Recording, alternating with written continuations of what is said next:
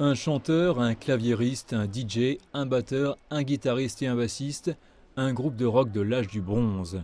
Cet ensemble de boîtes aveugles proposé par le musée San Xingdui dans la province du Sichuan a fait ses débuts fin juillet. Chacune des figurines provient d'une relique archéologique correspondante. Le claviériste, par exemple, est une figure de bronze avec un masque d'or. Le DJ est une personnification de l'oiseau de bronze. Chaque figure représente certaines de nos reliques culturelles et l'ancienne civilisation du Sichuan.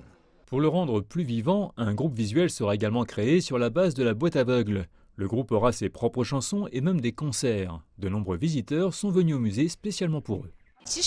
Cela vous donne une expérience différente de l'achat de produits de luxe à des milliers ou des dizaines de milliers de yuans.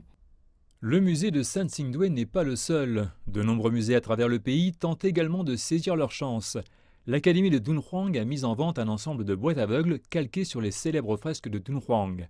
Le musée du Henan a sorti des boîtes aveugles qui permettent aux gens de déterrer avec une pelle de Luoyang des répliques de reliques culturelles de différentes dynasties. Il y a même des glaces en forme de reliques culturelles.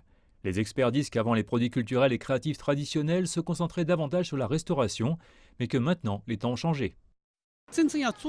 Il est important que les œuvres culturelles et créatives incarnent l'art et les pensées modernes.